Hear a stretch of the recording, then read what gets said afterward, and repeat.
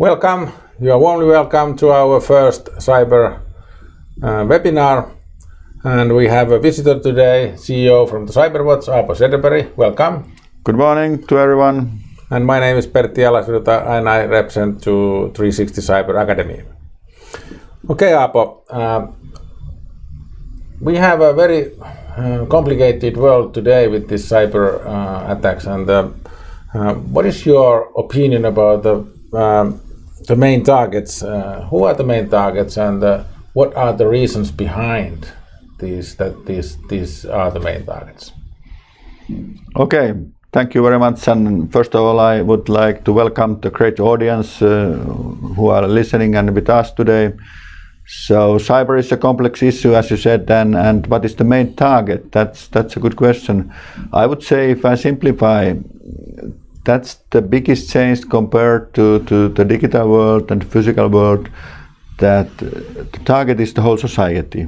So there's not any sectors of the society which cannot be attacked, where the cyber attacks won't be able to go through. So this is the big change. But of course, the targets are not all the same. So we can put them in two categories. First category is easy targets. My understanding is that cyber attackers, criminals, terrorists, state actors, they are looking to easy targets. And what are the easy targets? Normally they are vulnerabilities in our societies. Vulnerability is a good target because normally through the vulnerability, it can be a technical vulnerability or human vulnerability, you can have a great impact in the target. And the second thing, of course, is that if you have a special motivation in your cyber operation or cyber attack, then you select the target accordingly. And if you are looking to what the state actors are looking for cyber is part of the hybrid influencing operations more and more at the global level. And that's the reason the targets can be politically motivated. Those targets which you are where you are getting a great media coverage and great impact, and they can create chaos among the people and uncertainties. So it depends. Okay, that's good. Okay, audience, we have possibilities to discuss with you, and you can send the questions for the hashtag 360 Cyber Academy in Twitter, and we try to answer your questions time to time after the questions. And can you explain a little bit more about what are the reasons behind it? What are the attackers and why they are attacking these areas? What you explain?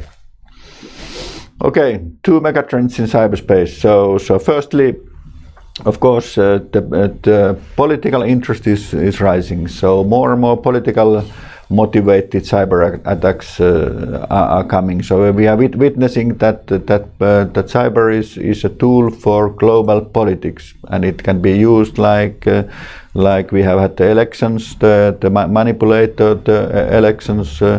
They can be used to leak information, and cyber espionage can be used in order to get the secret information from the political negotiations and so on.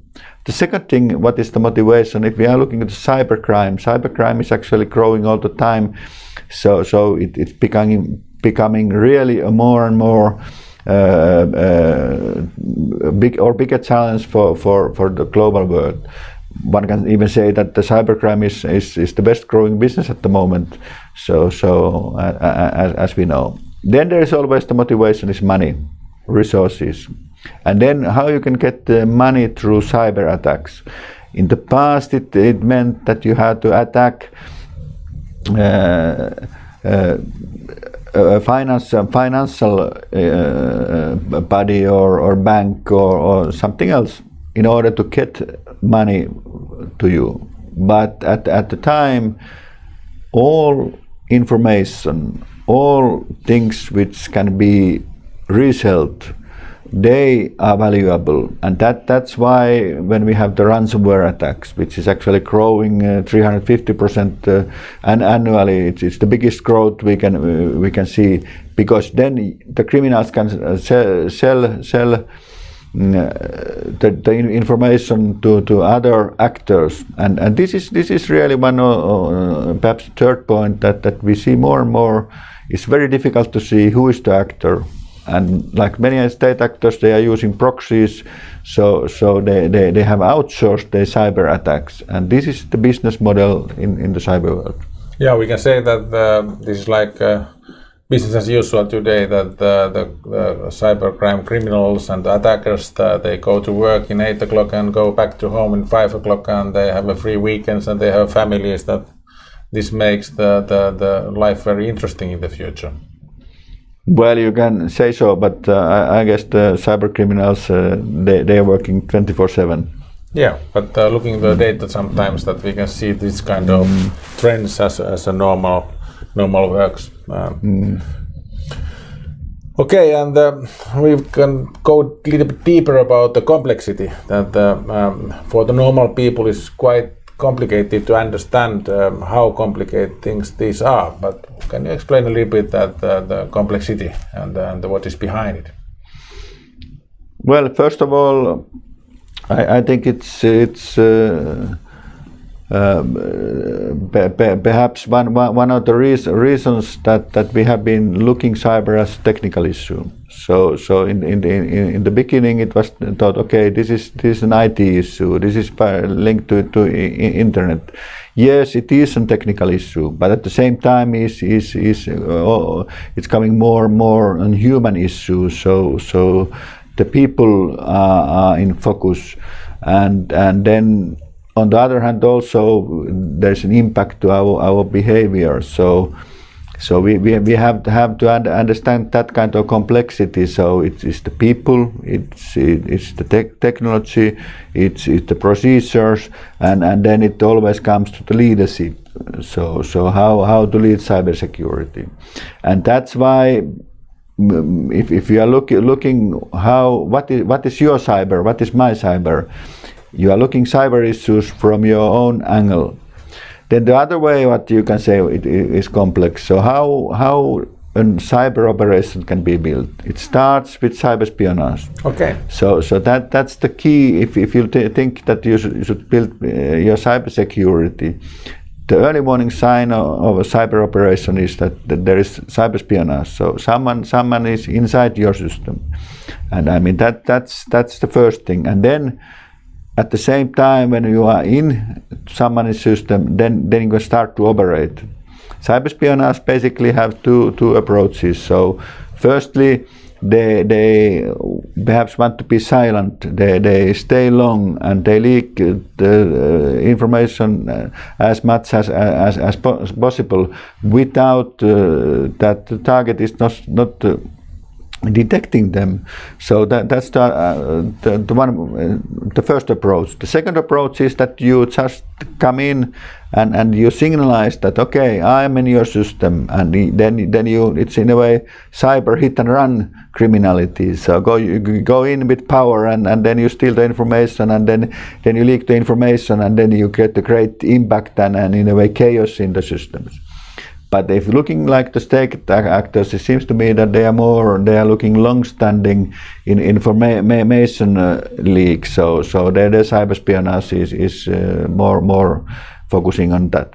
So cyber espionage is the starting point. Then the operation, how to attack, what is your goal and what you want. And then of course, if we are looking at the security side, so how to recover. So we have to be able to detect the cyber espionage and cyber attack, and then we have to be able to handle and manage the situation, and then we have the recovery time. So that's one way to describe the complexity. So yes, it's a complex issue depending on what angle you come in. Then the complexity can be explained in different ways, as I did now. Very good. Thank you very much about the answer for that. As we see from the answer, that it's very complex situation. And we have a first audience question here that can you define other megatrends than cyber espionage? Yeah, of course we can. If you divide cyber to 5 domains, so the first domain is the political domain. So as I said, one of the megatrends is that the cyber is becoming more and more political. So politically motivated cyber attacks are growing quickly. The second domain can be the economical domain. So those points and type of new type of cyber attacks where you can get money and they are having an economic impact. It's not just that you are stealing something, but like if you are looking at the economical sanctions at the global level, what is the best counter sanctions? You can attack to targets and do damage which is having a huge economical impact. So that's one of the megatrends. The third megatrend is of course the military. This is becoming also a new military capability.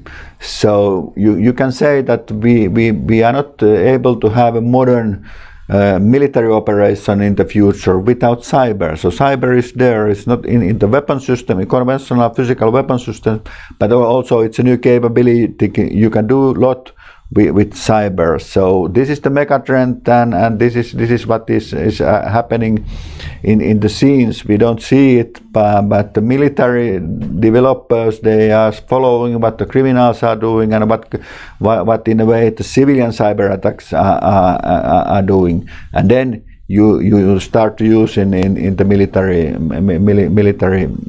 purposes. For the military purposes.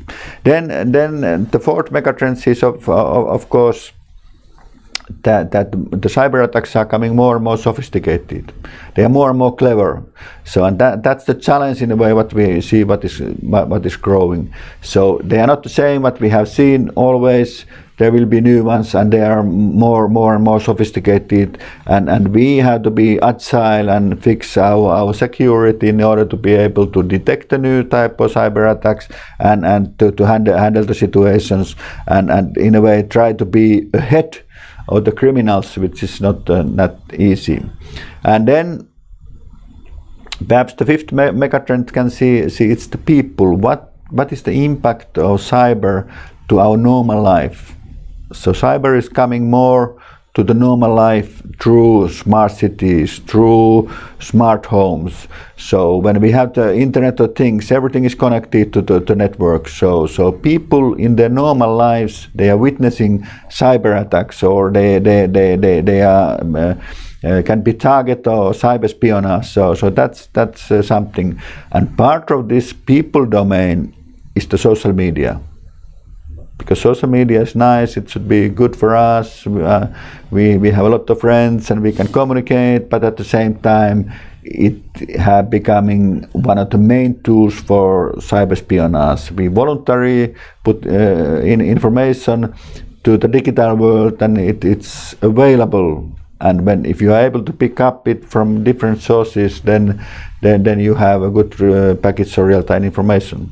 So long answer, but they are the main megatrends. I hope I was able to explain it to our audience. I think our audience is very happy about this explanation. And if we go a little bit deeper about this, that you have 4 megatrends, what we have to focus, then how we can build to our learning path to avoid this kind of risk and understand it, that people need to understand where to start these kind of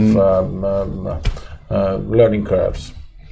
Yeah, I always say that cyber is a big education challenge. So simply you just have to educate the whole nation.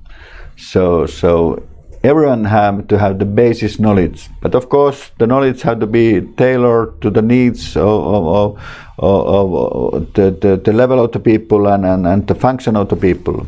But the main thing is of the leaders. If I was speaking of the leadership, and of course the cyber attackers, the criminals, they are looking for leaders, because it's an all military facts. If you are able to destroy the management, the leaders, the leadership, then you are able to collapse the whole organization. And it's so funny to see that the cyber actors, they are very much following in a way the strategic guidelines from the military world. And that's, if you want to understand the logic behind cyber attacks, you should read good military strategies like Clausewitz or Sun Tzu and so on. Yeah, we are following very old rules here. And then, yeah, the same rules actually which we have had in the past, they are applicable to the cyber world. And that's what you have to bear in mind if you are doing cyber analysis. History repeats itself, but the different tools. Indeed. Yeah, and then this insider-outsider risk is maybe the biggest thing what leaders had to understand, actually everybody had to understand. When we have this, the technical risk, the human risks, it really changed the organization view in the future for the education side also, that this is the big issue to solve. How you describe this challenge for our audience, that what they had to do and think in their own business and their own things? It's good to always have so simple questions.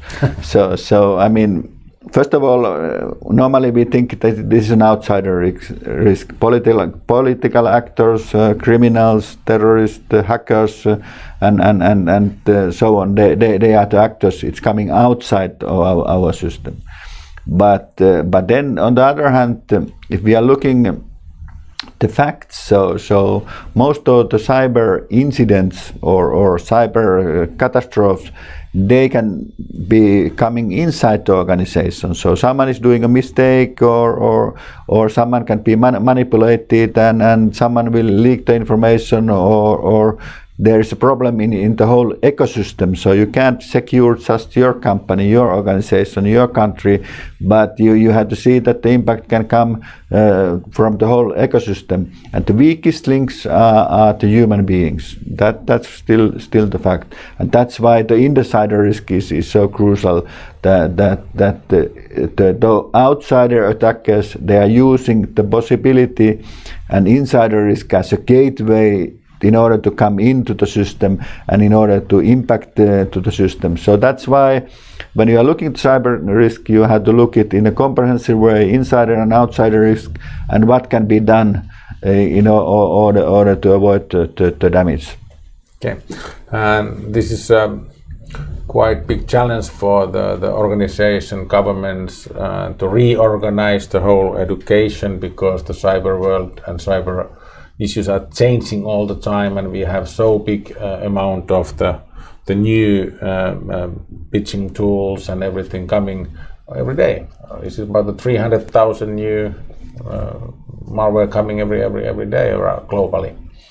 And as we see in the screen, that quite big amount of the attacks start in the normal spear pitching by emails, and really can be something important. But we have here to the audience question that what kind of cyber threats should we be prepared and aware in Finland now when the elections are coming? That's a quite good question and very, very actual.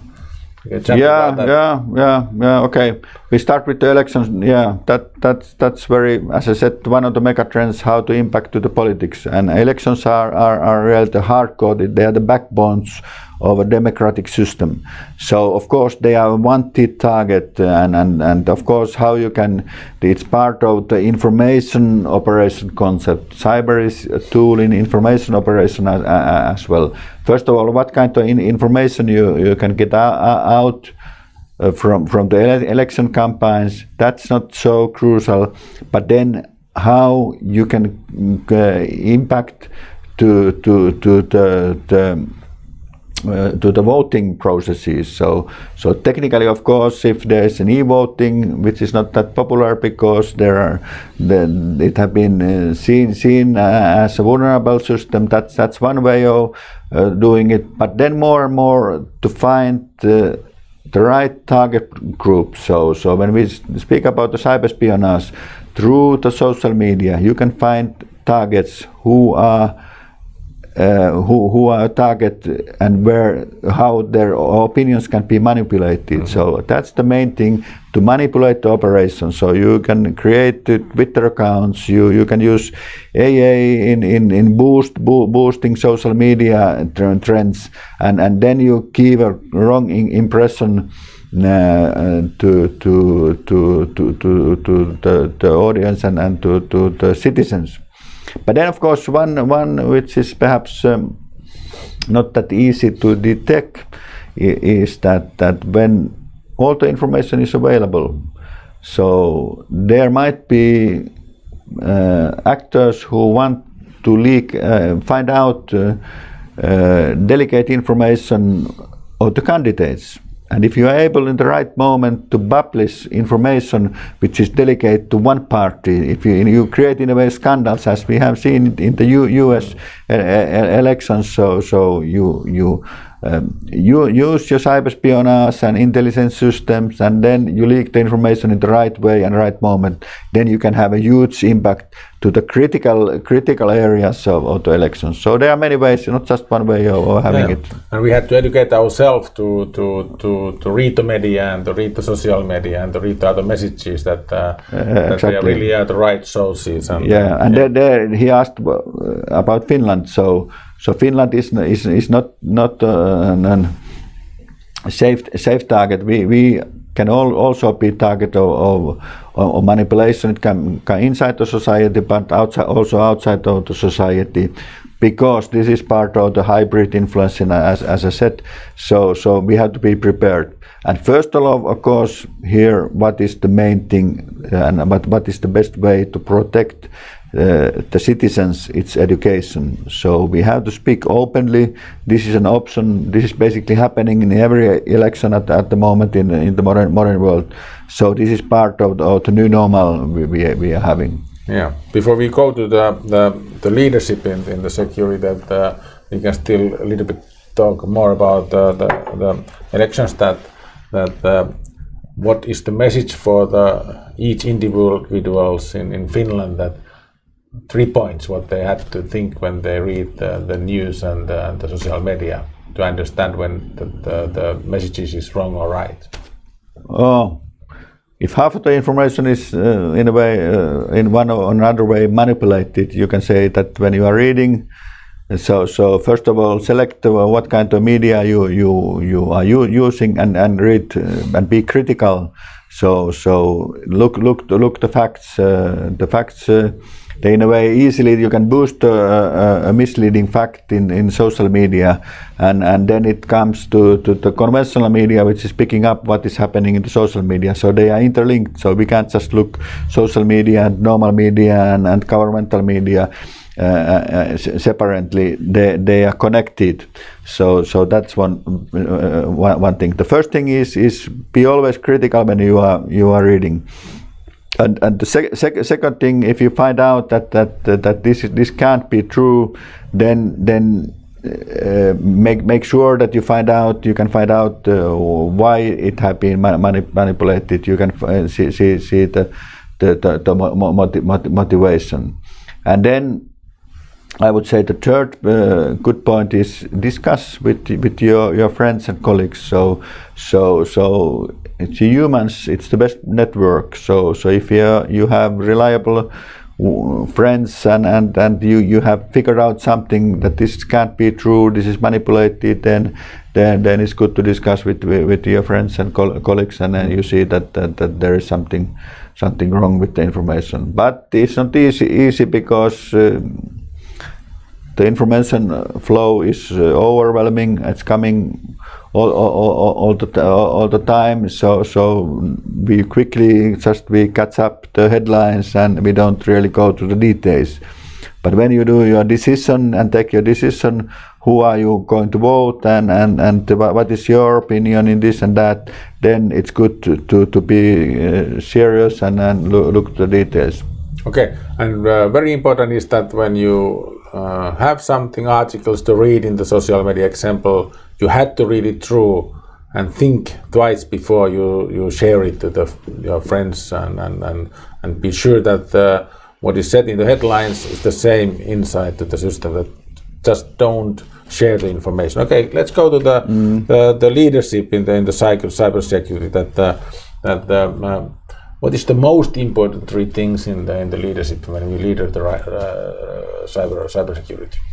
Okay, if you think private companies, if you think countries, the first and most important thing is awareness. You have to understand what is cyber, why it's happening, why it's part of our normal life, and then you have to have understanding what can be done. So that's situation awareness. You have to understand what is cyber.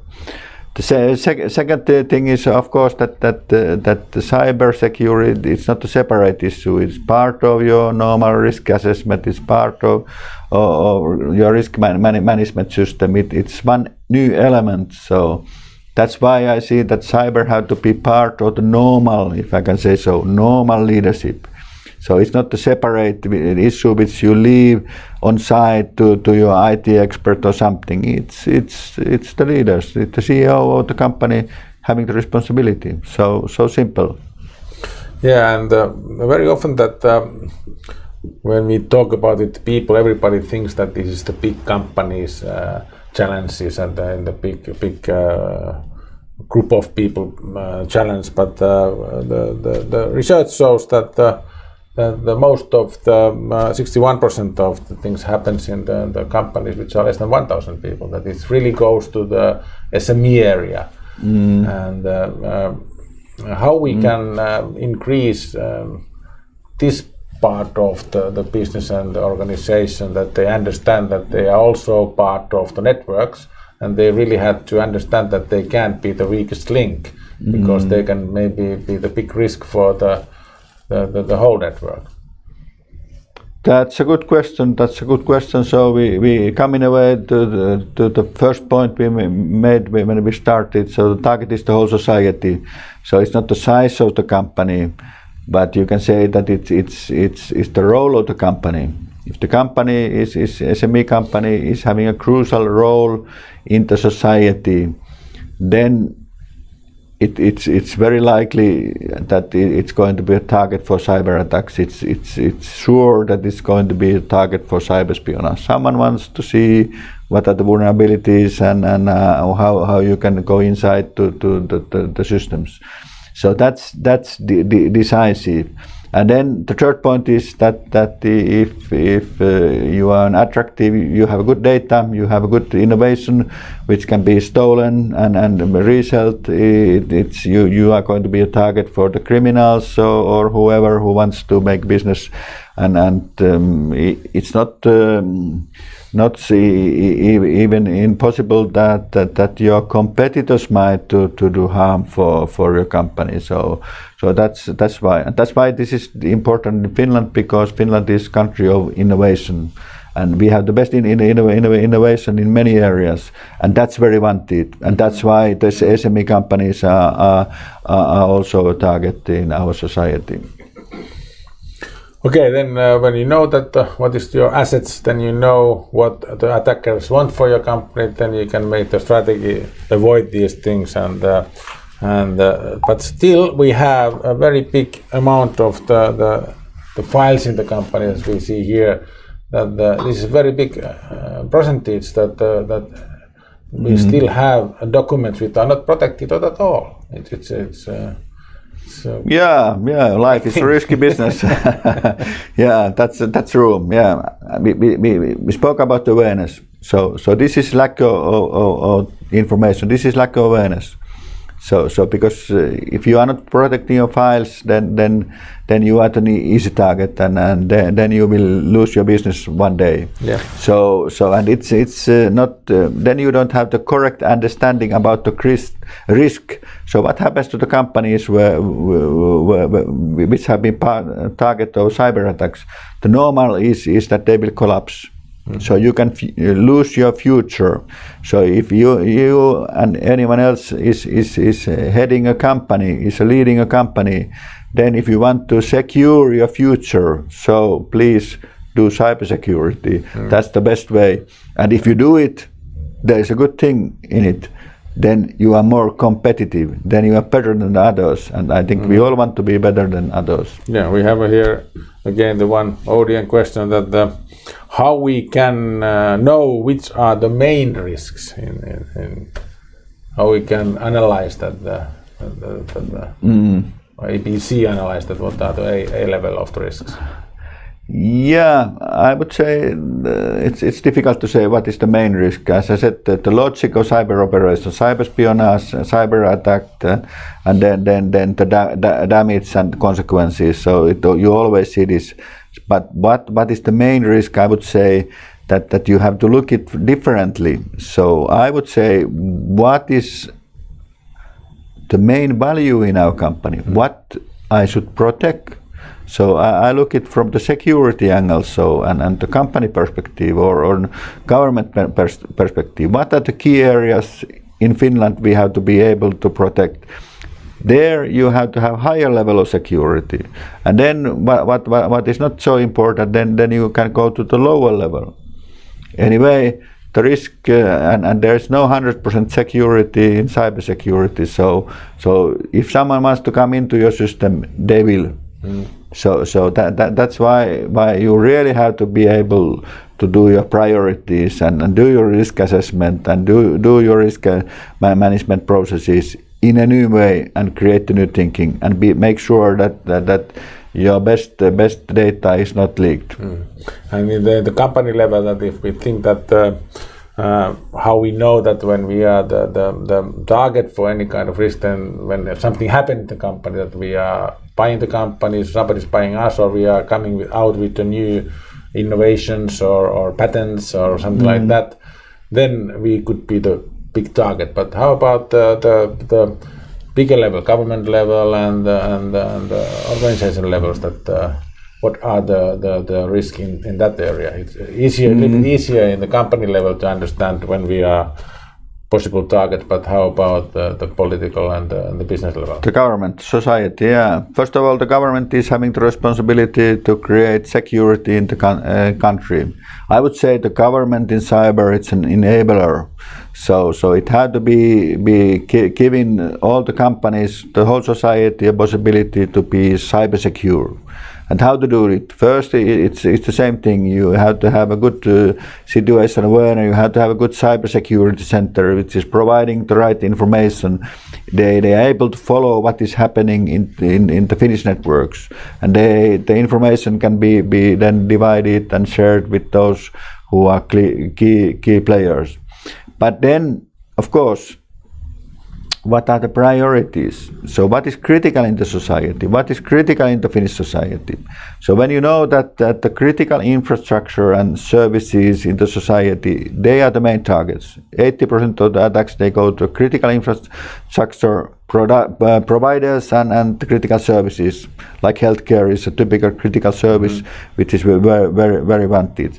Then the government have to do the priorities and see what kind of resources are needed and what kind of education is needed. So the government can't shy away in their responsibility to create cyber security and think that, okay, it's the companies, they are the main target, they have to do their job. And then they have to understand they are an enabler.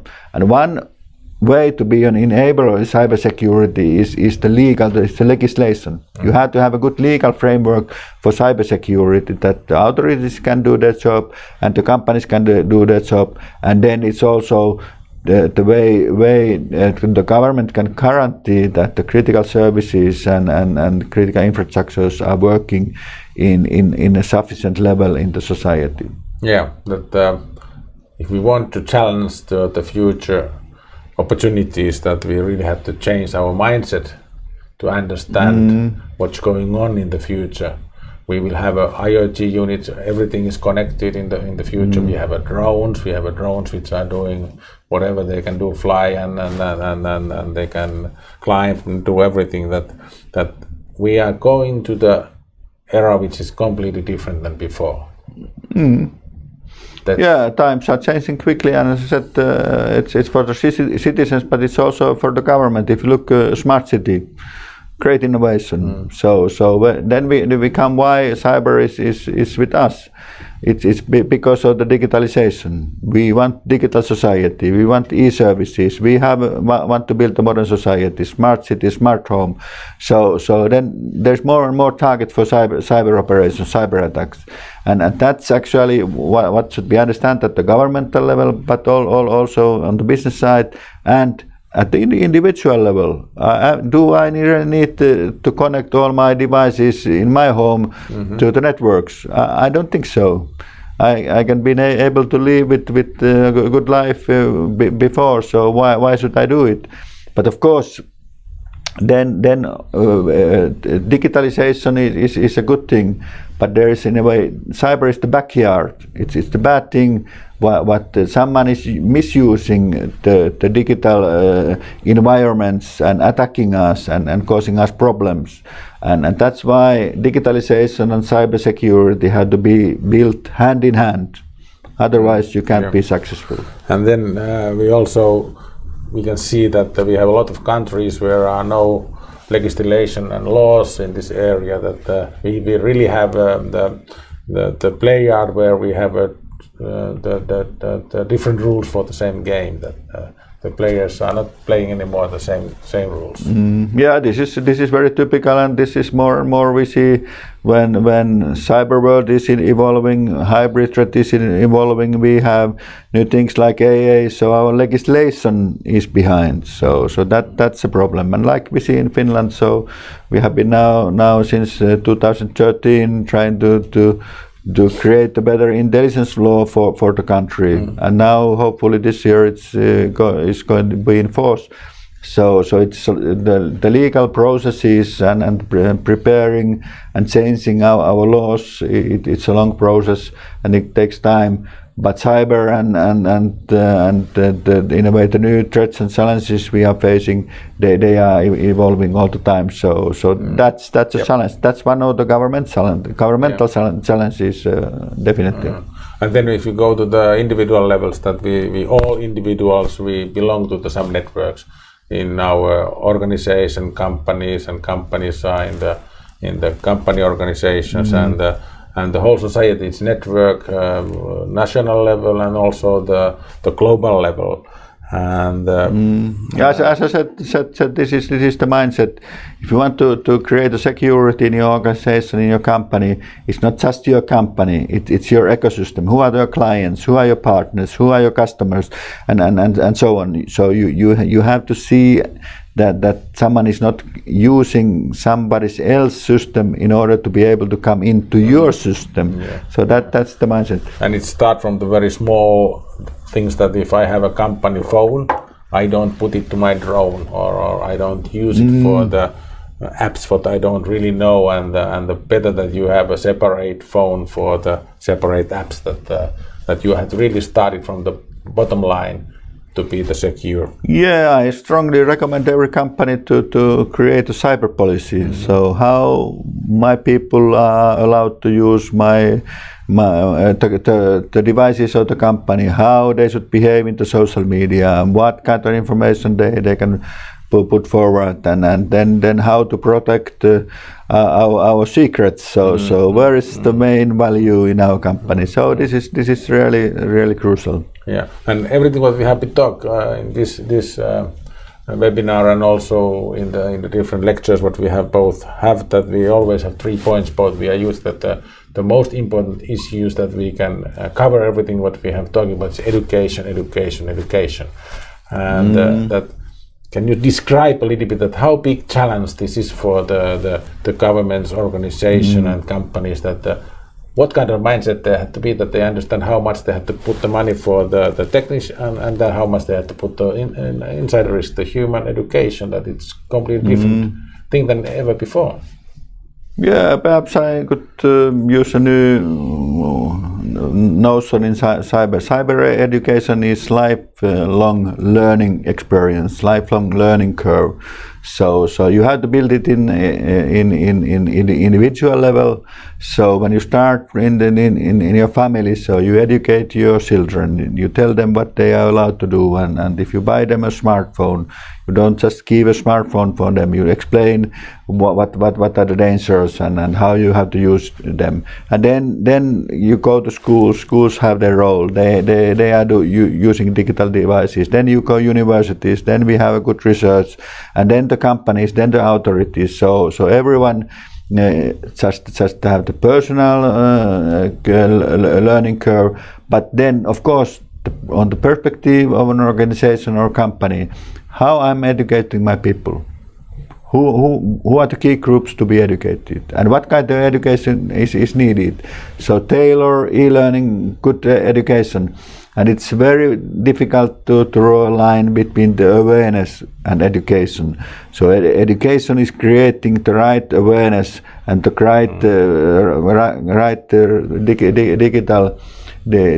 digital knowledge for people to know the right things. Yeah, to be the competitive, that we need all these things in the balance, into all the levels, that otherwise we will have a big problems there. Yeah. Okay, that's a simple question that we have. The next is how to prevent cyber attacks. Simple, straightforward question. That what is the main thing in that? The simple answer is do the basis. The main things. So look your technical solution, improve them, educate your people, create better understanding for your leadership, and then be prepared for surprises. Yeah, and in the government level, you had to be the situation awareness strategy analyst first, that you really know where you are, what you had to improve, and also the company levels, that the situation awareness is very important to understand where we stay, what we have to improve. Yeah, exactly. At the governmental level, of course, you have to look at the cyber politics. What is the impact of the cyber in politics, and what had to be done? So that's of course the role of the government. It's not just create the security for the country, but then look also the impact of the politics, and I would call it cyber politics. Yeah. And we can see increasing attacks in the big amount of the big companies and the hotels, and all this information is stolen and used to something, and we will see in the future that where they are used. And in company level, that when we have this hyper operation that the physical and digital security, that typically we have seen that there is something what happens in the digital world really affects the normal work, because we always point-to-point work. As we are discussing here, we use the digital tool to share our information to the world, but still we need the physical world and effects to the physical things in the world. That what this means really, that people understand that the digitalization is just the one tool to everything that we are doing. Yeah, this is a good question. I would say that the understanding that the digital and physical worlds, they are blurred, they are mixed, they are connected. So you can't just look digital things and physical threats separately. You have to look them as a whole. I was speaking about the risk assessment, risk management. So you include in a way the digital component, the cyber component in your systems, and that's the way to see it. And then when you are looking at the physical security, you do a plan of how you recruit your people, how you train people. Then you bring in the digital domain the cybersecurity as part of the normal. Yeah. So cyber is part of the normal life, and it's part of our normal threat. So actually, it's even you could say that it's a bit misleading to look physical and digital worlds separately. Yeah. It's one domain and one world we are having. Okay, now we have been talking a lot about the threats. But there's also very big possibilities in this field. Exactly. What you can say about that? What kind of possibilities and positive things we have? Yeah. In a way, we have to be happy that there is cyber threat, because it's actually forcing us to think about our security in a new way.